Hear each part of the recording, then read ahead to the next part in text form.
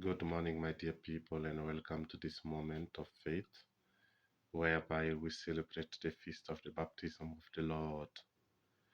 Today's liturgy has God's project of salvation as background. In the baptism of Jesus on the banks of the Jordan, the beloved Son of God is revealed. He who came into the world sent by the Father with the mission of saving and freeing men and women.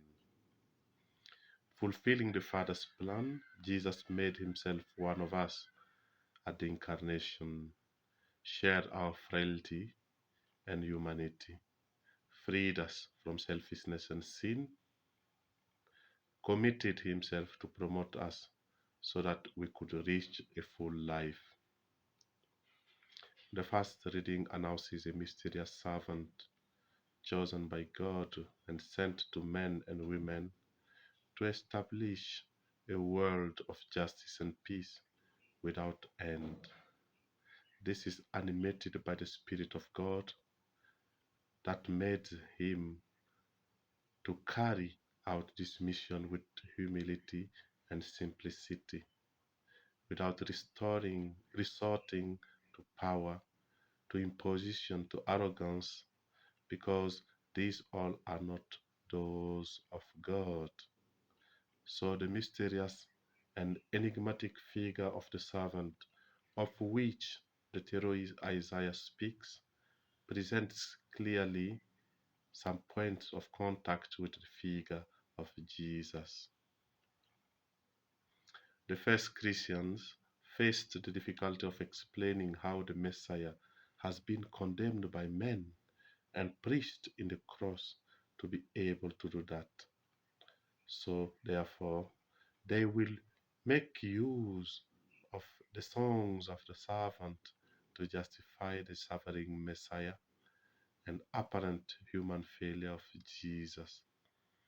He is that elect of God who received the fullness of the Spirit, who came to meet men with the mission of bringing the justice and definitive peace, who suffered and died to be faithful to that mission that the Father entrusted to him.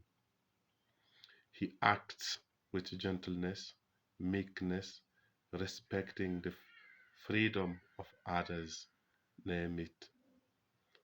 So, if this is the logic of God, we are called to act without resorting to power, to imposition, to arrogance, but act with gentleness, meekness, respecting others' views, so that we may be able to fit in the footsteps of the Messiah who had went it on for our sake.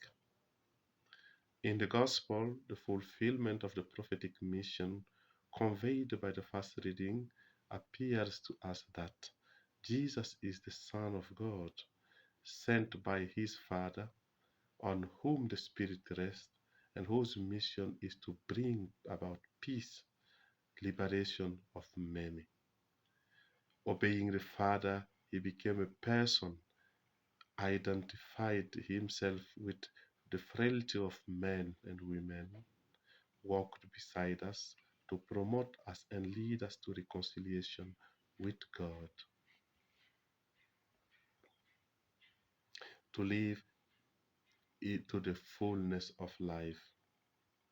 The celebration of the baptism of the Lord leads us to a Jesus who fully assumes his condition of son and who becomes obedient to the Father, fully fulfilling the Father's project of giving life to men and women. This same attitude of radical obedience, unconditional surrender, of absolute trust is to be assumed in your relationship with God. God's project is to be for you and for I more important than our own project or the challenges that the world poses to us is to be considered seriously. In baptism, Jesus became aware of his mission, the mission that the Father entrusted to him.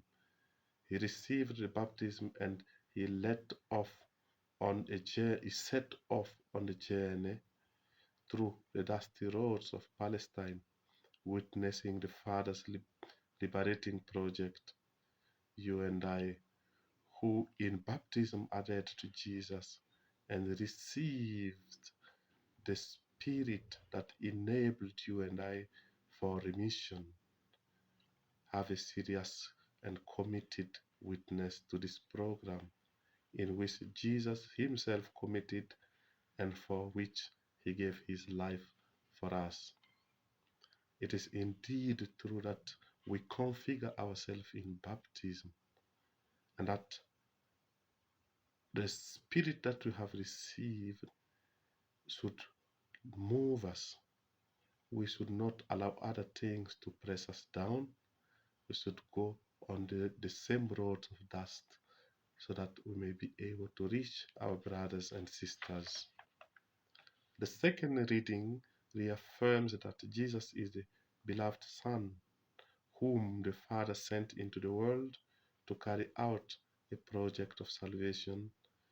Therefore, he went through the world doing good and releasing all who were oppressed. Who are we not to go around the world doing good if our Master did so? This is the witness that we are called to. Christians, priests, deacons, and so on must give themselves so that the salvation that God offers may reach all the people of the earth. Jesus of Nazareth went through the world doing good and healing all who were oppressed by the devil. In your gestures of kindness, mercy, forgiveness, solidarity, love, many found God's liberating project in action in them. So let us maintain those gestures of kindness and so on, so that we may be able to touch souls so that they may come back to the Lord.